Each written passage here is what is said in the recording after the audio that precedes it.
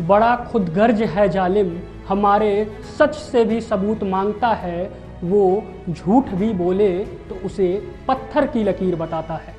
नमस्कार, news watch India के खास सीरीज में आपका स्वागत है, जिसमें हम श्री कृष्ण जन्मभूमि से जुड़े साक्ष्यों के बारे में आपको बताते हैं।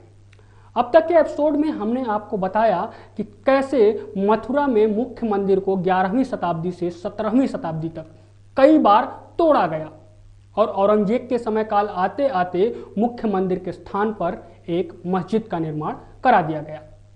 अब कहानी आगे की। मथुरा में मुख्य मंदिर के स्थान पर मस्जिद के निर्माण के बाद अंग्रेजों का दौर आ गया और अंग्रेजों के दौर में ये लड़ाई कानूनी लड़ाई बन गई। 1815 के दौर में अंग्रेजों ने पूरे जमीन को, यानी कटरा केशव देव मंदिर के पूरी जमीन का नीलामी करवाया और उसे बनारस के राजा पटनी मल ने खरीद लिया।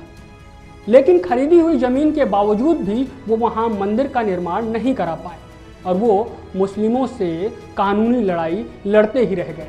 एक ब्रिटिश आर्मी इंजीनियर आई अलेक्जेंडर कमिंघम ने 1862 में लिखा, इसमें कोई संदेह नहीं कि इस जगह पर भगवान श्री कृष्ण का भव्य मंदिर था, जिसे कई बार ध्वस्त किया गया और कई बार इसे बनाया भी गया। जिन पत्थरों का प्रयोग मस्जिद के किनारों को बनाने में किया गया था, उससे ये पता चलता है कि मंदिर यहाँ 1662 तक खड़ा था। मस्जिद के अंदर प्रयोग किए गए पत्थरों पर हिंदू कलाकृतियाँ थी जो नागरी लिपि में लिखी गई थी। उसके बाद दौर आया 1944 का। तब पंडित मदन मोहन मालवीय ने श्री कृष्ण जन्मभूमि के विषय में अपना दुख जताया और मंदिर की जमीन को अधिग्रहण करने की योजना बनाई, जिसके बाद जुगल किशोर बिरला ने एक ट्रस्ट बनाया और मंदिर का मालिकाना हक ट्रस्ट को ट्रांसफर कर दिया गया। फिर 1965 में कृष्ण जन्मभूमि पर मंदिर बनकर तैयार हो गया। अब जरा इस पूरे विवाद के कानूनी पक्ष को समझने का प्रयास करते हैं। दरअसल ये पूरा मामला 13.37 एकड़ जमीन के मालिकाना हक का है, जिसमें 10.9 एकड़ जमीन श्री कृष्ण जन्मभूमि के पास है और 2.5 एकड़ जमीन शाही ईदगाह के पास।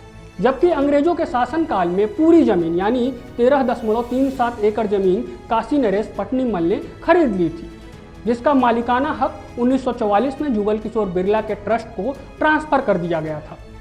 1951 में श्री कृष्ण जन्मभूमि ट्रस्ट बनाया गया और ट्रस्ट का काम ये सुनिश्चित करना था कि इस जगह पे मंदिर का निर्माण दोबारा कराया जा सके। लेकिन फिर दौर आया 1958 का।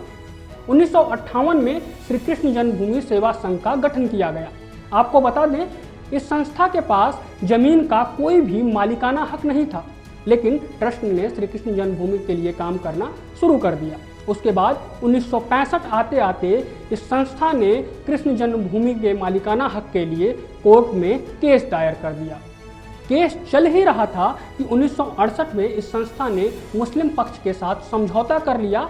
इस वीडियो के अगले पार्ट में हम आपको बताएंगे कि क्या श्री कृष्ण जन्मभूमि सेवा संघ द्वारा किया गया समझौता कानूनी रूप से सही था या नहीं, या फिर उस समझौते में आखिर ऐसा क्या हुआ कि इस मसले को समझौते के बाद भी नहीं सुलझाया जा पाया है।